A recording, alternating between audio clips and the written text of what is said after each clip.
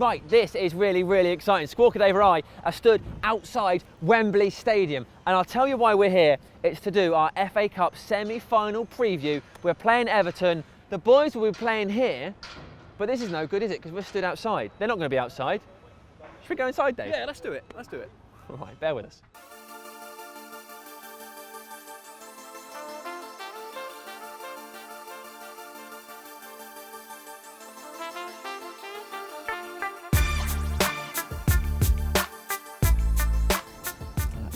This is nice, isn't it? Yeah, nice. Stand there all day. We can't though, because we've got to do our Everton preview from Wembley. That was a bit lame, wasn't it? But still, we've got to do it. So we're at Wembley. We're going to talk about the Manchester United versus Everton game. It's going to take place on this very pitch in 2 days' time. Why are we here? Because security is a little bit lapse. Now, let's talk about Louis van Gaal. How important is it he wins this cup? What would it do for his season? Dave, I'll start with you because you're stood next to me. I think it's going to be massive for Louis van Gaal. It's sort of going to be his whole time at Manchester United. This is it. If he doesn't pick up a trophy, it's going to be a big disappointment for him. I also think, looking at the Champions League, if he gets there, sneaks in there, wins the FA Cup, he's done his job, and that potentially is the right time to move him on. Okay, move him on. Adam, do you agree? First of all, lads, where was the invite? What's going on here? It's a two-man mission, this. Yeah. I think it's a big one. It's obviously a big one, but I don't think if we win the FA Cup, it should paper over the cracks of what's been a poor season anyway. Even if we somehow scrape into the top four as well, I still think it would have been a poor season. And we need to, recollect at the end of the season and see where we are at. But yeah, I'd love to win the FA Cup. It's been a long, long time, and I can't wait to be at Wembley on Saturday. 2004, wasn't it? Against Millwall last time we won it. Van Nistelrooy got man of the match, but Ronaldo was the better player on the day, in my opinion. Now, Howson, how important do you think this is to not only the club, but specifically to Louis van Gaal? I honestly think Louis van Gaal's going come the summer regardless of what happens, so it'd be nice for him to be able to walk off for himself, to be able to retire, resign, however he's going to do it on the back of a cup win, in all honesty. But for the fans alone, this is where memories are made, isn't it? No one remembers that season that he finished fourth. This is where memories are made. Winning cup finals at Wembley, that's trophies, that's football, isn't it? No one strives to finish fourth every season. Finishing fourth and winning an FA Cup for us is a relative poor season, but from some of the hysterics that we've had from fans, it's actually not that bad going, really, is it? From where December was, I think we can see this as a little bit of an achievement if we get it. Okay, Gaz, do you agree with that? Something of an achievement, a good day for the fans, and goodbye, Louis? There's nothing better than winning a cup, is there? In the FA Cup, it's been far too long, and it's a bit of an institution. And every single season for about 9 years since we won it, I've been like, just fancy winning the FA Cup this year because it's been so long. But Louis van Gaal's gone. No matter what, I completely agree with what Howson says. You've come to me last, so I'm going to sound like I'm repeating what he said, but I genuinely agree with him. I think Louis van Gaal's gone, even if he gets top four and gets the FA Cup. But it would be nice because Louis van Gaal is a footballing legend. What he's done in the game has been brilliant, especially in Holland, and the amount of European Cups that he's won, and the way that he's been a constant in the game. It would be brilliant for him to leave Man United with a trophy and potentially a lasting legacy in the youngsters that he's brought through. However, I think it's become evident for most Man United fans that he's not the man to get the most out of these youngsters. But if he can leave with us getting in Champions League football and getting a trophy under his belt and bringing through all these youngsters, I think most people will forget about the boring football. That's if he leaves, though. And if he stays for another year, I think people will remember it for a bit longer. Okay, all right, thank you, guys. Now, let's talk about Louis van Gaal's role in this FA Cup charge. Do we think he should be resting bigger players, bringing the youth players back in? We saw Fosu Mensah on the bench against Crystal Palace. Dave? I think that you've got to look at how we played against Palace. The two fullbacks were crucial to the win. Morgan Schneiderlin was brilliant at defensive midfield, dropping back at the right time between the centre-backs, letting those full-backs attack. And that was crucial to how United played. Darmian was brilliant going forward, but he was sort of given that freedom, freedom to express himself forward. Obviously got the across for the own goal, scored a cracking goal from the outside of the area. So I think that it's got to be experience over youth for me. It's a big, big game. It's going to be interesting to see who plays defensive midfield. That is a big question, Schneiderlin or Carrick. Okay, Adam?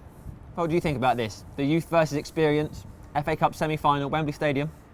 Well, I don't even think it's youth versus experience. I think the players that is like Timothy Fosu Mensah. I think from what he's shown is that he deserves to start.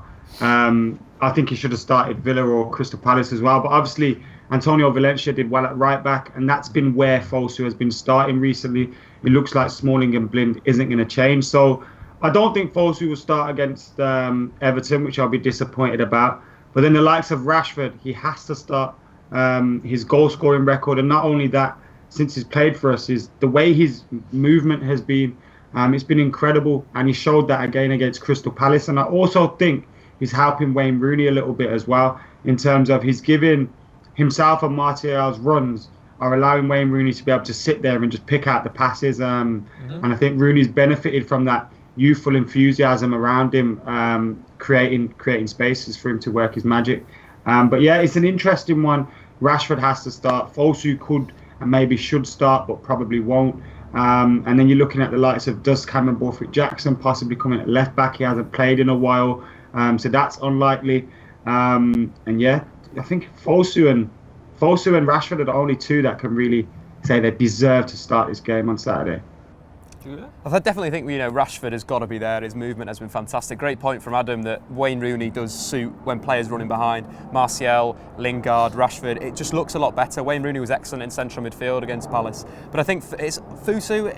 It'll be a good day out for him. If he can get on the pitch, that'll be a great experience. Yeah. Potentially bring him on in central midfield, centre back, right back, wherever we need him. Just get him on. Give him some minutes. Okay. Gaz, I'm going to come to you first this time because this way you can't copy whatever Howson says.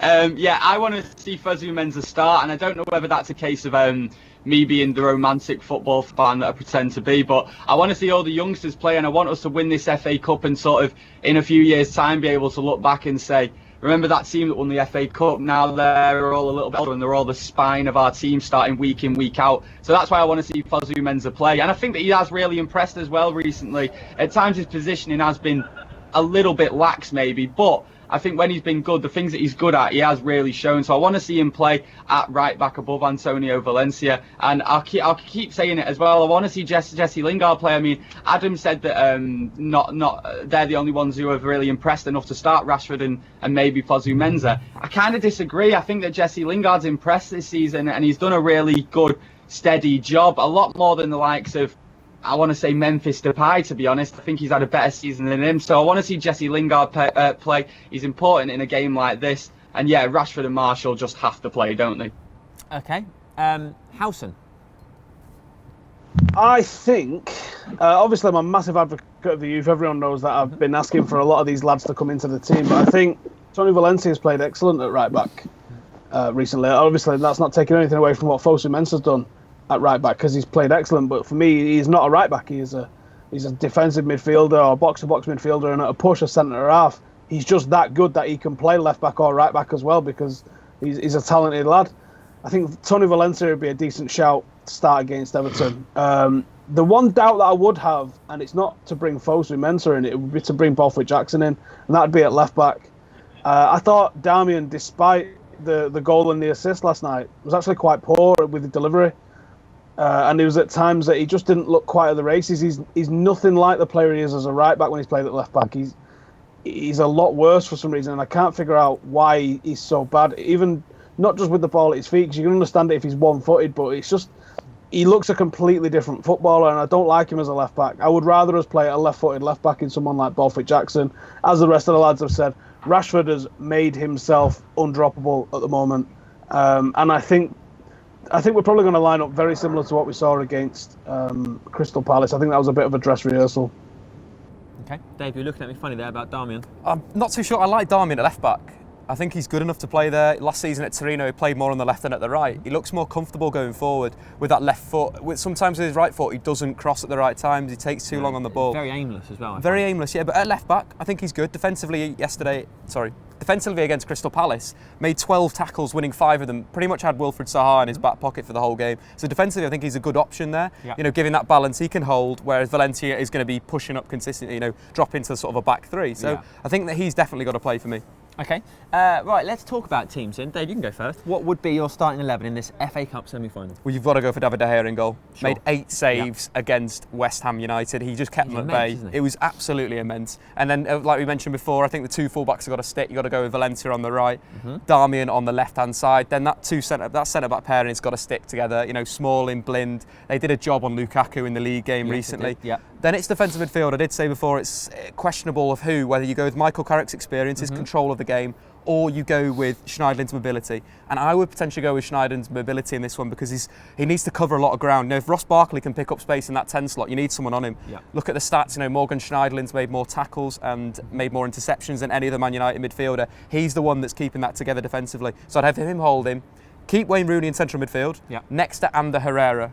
I'd like to see us pressing from the front, getting on the front foot, and then the front 3 doesn't change. Martial, Rashford, and of course Jess Lingard, who has been so impressive this season, so functional, doing his job so well. But going back to Rashford, he's just been so good. Since his debut, Harry Kane's the only Premier League striker that scored more goals in all competitions than Marcus Rashford. That's pretty impressive, isn't it? Mac, what's your 11?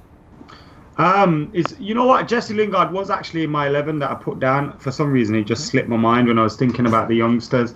I think probably because he's been in the first team a bit longer. But the team would be David De Gea. I'd like to see Fosu start. He's not going to start, is he? So Valencia, which to be fair deserves his spot at right back. He's more natural of a right back as well. Smalling, Blind, Darmian. Then I'll go with Schneidlin, Herrera, Rooney. In a similar way to the way Schneidlin, Mata and Rooney played against Crystal Palace, with Schneidlin deeper and Rooney and Mata, who were ahead of him, but obviously having Herrera and Rooney there. And then I'll go with Lingard, Rashford and Martial as the attacking trio, if you will. Similar style to the way we played against Palace. We didn't play with 2 flat defensive-minded midfielders, which I absolutely love. And because of it, I'm not saying we played amazing against Crystal Palace, and we looked well beaters, but we looked a lot better than we have been at home against teams like Palace. Defensively, we were a lot more sound. Obviously, the 2 central midfielders could press, and then Schneidlin was just covering so much ground. But it looked like a flat 5 at sometimes, with the defensive midfielder and then the 4. It just looked a lot better than what we've seen. And completely agree with what Mac's saying. Can't play 2 defensive midfielders with this United team. It just doesn't work. No. Okay. Howson, what are you doing? I'm going with pretty much the same as we saw against Crystal Palace, but I am going for Cameron Borthwick-Jackson in over Darmian. I think that's an improvement, especially going forward. So it'll be De Gea in net. It's going to be Tony Valencia and Darmian. Borthwick-Jackson as my fullbacks. Smalling and Blind. Schneidlin as the lone holding pivot.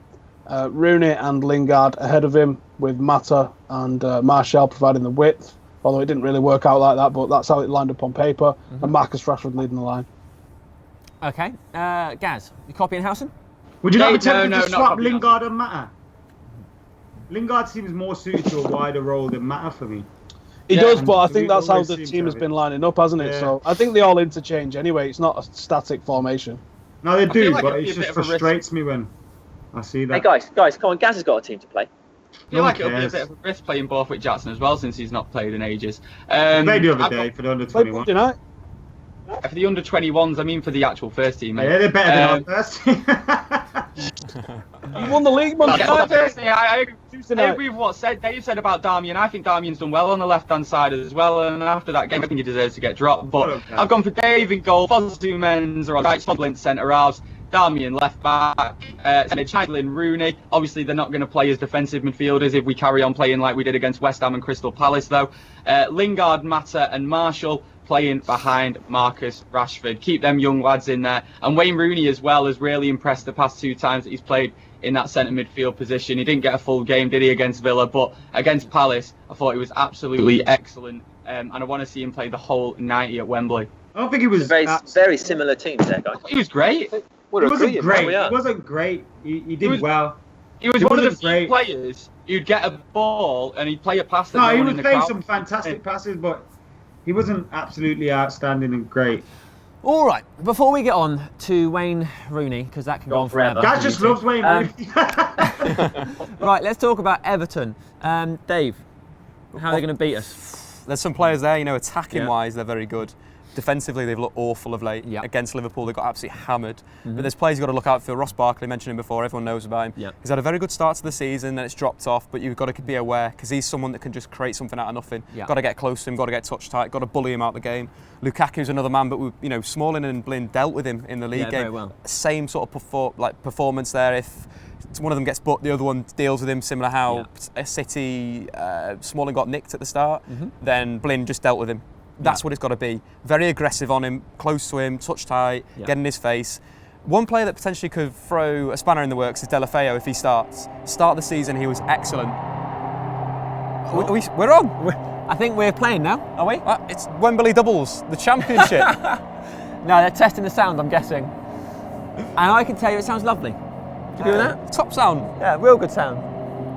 Anyway, back to yeah. the Deulofeu point that we were saying before we were rudely interrupted. Yeah. I think he could be a real threat on that right-hand side. His link up with Lukaku at the start of the season was excellent. I think he registered 6 assists directly to Lukaku. Yeah. So that could be the threat. Barkley and Deulofeu feeding Lukaku. Okay, cool. Right, let's go, Gaz. Get involved. Everton, what are your concerns? It could sort of work against us, this one, in the case that Everton haven't really turned up against us at all in the past 2 games that they played against us this season.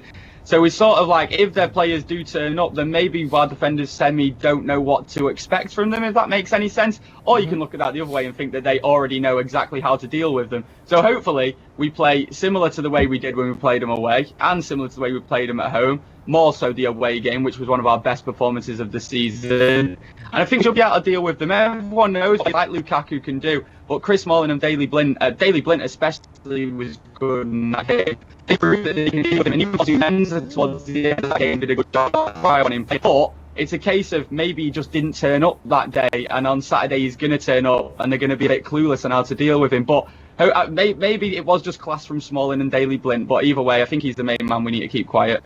Okay, thank you, guys. Howson? Well, the good thing for us is that they've got no centre-halves. Stones, Jagielka both injured, and Maury, the third centre-half, is suspended, I think. So they did not know that. Pardon? I did not know that. That's because you don't do any research. Well, this is why I'm here, guys, to educate idiots like you. Brilliant. So 0 centre-halves, and I think that might have been half of the reason of what happened with the Liverpool game, where they allowed 41 shots on goal. Now you got to look at Liverpool and go, you only scored 4 from 41 shots. That's quite poor. But if they allowed 41 shots against Liverpool, then I think we can easily put these to the sword. If they play a similar style to the way they played against us last time, where they was just trying to put long balls up to Lukaku, we're going to deal with that. And when we go forward, they're not going to deal with us. So I'm looking forward to this in a big way. Lukaku can hurt us, but I don't think it was a case of him not turning up against Daley Blin last time. I thought it was on a knife edge, and I thought Daley Blin did very, very well with him, but it was on a knife edge. If he gets a yard either side of what he managed to get, then he's going to have shot, and he could quite easily have changed the course of that game. As Dave said, Deulofeu, he's a tricky player, and if he turns up, you've got problems, but I think we can deal with him. And the other one, Ross Barkley, the one everyone's talking about. For me, Ross Barkley's not really advanced his game for the last 2 years. He's stayed stagnant since the World Cup, hasn't he? He's not really developed as a footballer, so I'm not worried about Ross Barkley. This is ours to lose. I mean, even if he hasn't progressed, he's still very good at football. It's not like he was just average 2 years ago. He was still very good. He's still capable of really good goals and affecting a result, isn't he? He's a talent. I think if he plays on the counter-attack, that's sort of excels. He's not very good against the deep block or people getting men behind the ball. Yeah. But if he's in free flow, going at teams, he could be a threat. The big issue with Barkley, though, is his decision-making sometimes is very questionable. Try to beating a man when the pass is on. Yeah. Something that he's developing his game, but he can do. Okay. Right, Adam, any final thoughts on Everton? Obviously, Lukaku is the man for them. I like Deulofeu as well. I think with the worries that they got at the back with Funes Mori definitely out, question marks over Jagielka and Stones. If those 3 players are out and we don't win, everyone needs a slap in that dressing room because they're there for the taking at the moment. Martinez is under huge amounts of pressure, probably more pressure than Louis van Gaal is at the moment, because we all kind of know Louis van Gaal is going to go. Martinez is still there in a job and a lot of fans want him out. So the pressure's on for Everton. And I think if United turn up and play half as well as we did against them in the league game, we'll win. Okay, right. Go on. Adam, give us your prediction. I think it'll be 2-0, comfortable United, and then Everton will get one and scare us, so 2-1. Okay, Howson. I'm going to say it's like the one at Goodison Park earlier in the season. I think we're going to blow them away. And I'm going to say 3-0 to the Manchester Reds. Gaz. I'll say 3-1, and Martinez will be sacked first thing on Sunday morning. Okay, score, Dave? I'm going to go 1-0, Man United. 1-0. Actually, Classic United yeah, score I this was season. thinking 1-0. I'll go 2-0. I don't think anybody said 2-0, did they? Just to be different. I'll go 2-0. Guys, thank you so much for watching our preview. Please get in the comments below. And also a massive, massive thank you to FATV for letting us come here. Because to be honest, this is amazing. I can't imagine how excited the people are that are going to play on this pitch. Because just being here with Dave is pretty damn exciting. This is a good All day. right, take Thank you very it much. easy. Good luck. Enjoy the game, and we'll see you next time. See you later. Que sera, sera. Whatever will be, will be. Hi guys, welcome to Full Time Devils. I'm Adam McCullough outside Old Trafford, where Manchester United have beaten Crystal Palace 2-0 thanks to an own goal from Delaney and Matteo Darmian's excellent half volley.